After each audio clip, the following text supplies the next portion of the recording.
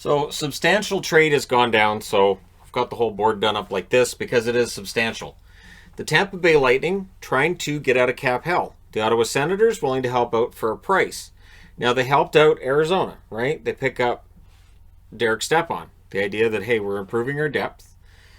Now they improve it again. And I'm kind of liking what Ottawa's doing. I like what I'm seeing thus far. Now, they trade Marian Gaborik, who many people will probably say, I didn't know he was still active. He's not. I mean, this is the same as this Marian Hossa type money, right? He's never going to play. So he goes straight onto the LTIR for Tampa, along with Anders Nilsson. Now, we've heard rumors during the offseason. We've heard things said by the Senators along the lines of Anders Nilsson doesn't feel quite right after his most recent concussion. And so I don't think he's playing. I think this is a sign that he wasn't going to play this year anyways. So that's a $4.875 million cap hit for Gaborik, $2.6 million cap hit for Nilsson. That's $7.45 million in cap that Ottawa says, all right, we'll send this to you guys. You guys can put it on the LTIR. That way you guys get underneath the cap. But we want something back. So Braden Coburn, who's been rumored to be on the trade block for ages, goes to Ottawa, along with Cedric Paquette. And that's why I'm giving Ottawa the win. Cedric Paquette, one of the better bottom two centers you can get, whether it's third or fourth line. I like Cedric Paquette. And I think what Tampa's had to do here, this is tough. This is a team that they've got all kinds of depth. I know people are going to say they've got all kinds of depth. It won't be a big deal. But they've lost Kucherov. Now they've traded out Paquette.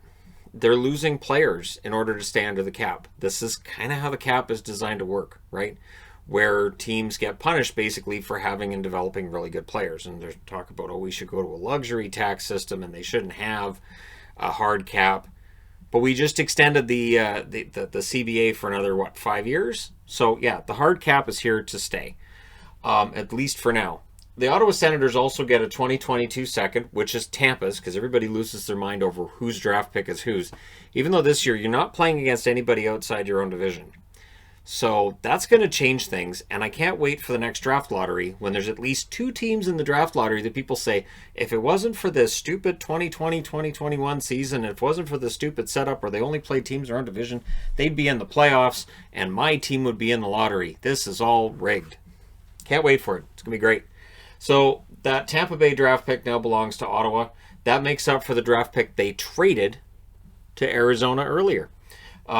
The ads here are 1.7 and 1.65 million in total. That's $3.35 million, which means when you take the $9.5 million being made by Kucherov and you put that on the shelf and you say that's on LTIR, you take these two contracts, put both of them on LTIR, that's about $17 million on the long-term injured reserve for Tampa. That's ridiculous. Even Arizona's got to be going, come on. Isn't there a regulation on this? I mean, come on. But there you are. So for the Senators, they pick up a draft pick. They pick up Paquette. Coburn, I'm pretty sure Coburn is on an expiring contract anyways, so they're fine with that. And Paquette's a solid addition. So and more depth on the blue line for Ottawa. I think this is kind of a win for the Sens. So yeah, it's strange for me to be saying that. I mean, it wasn't that many years ago when I was talking about what are the Senators doing, but I like this move. And for Tampa, they had to get cap space. They had to get it. People weren't biting on Johnson. I guess they weren't able to find a taker for Killorn if they were shopping Killorn. Maybe with the exit of Kucherov for the year, they're like, we need Killorn for the goals. And maybe they didn't want to trade Gord either because they need that offensive acumen. Even though Gord only had 10 goals last year, he's still a more offensively minded player. So there you go. We'll see if that's the end of the moves from Tampa. But for Ottawa, this isn't too bad. Not too shabby. Let me know your thoughts in the comment section below regarding this trade. Don't forget to hit like and subscribe if you're browsing your way through. You just happened upon this video. And and Gaborik, who I'm not going to say they're going to retire his jersey in Ottawa, but yeah, they hardly knew him, didn't they? All right. Thank you guys so much for watching, for all your support. I'll talk to you again soon.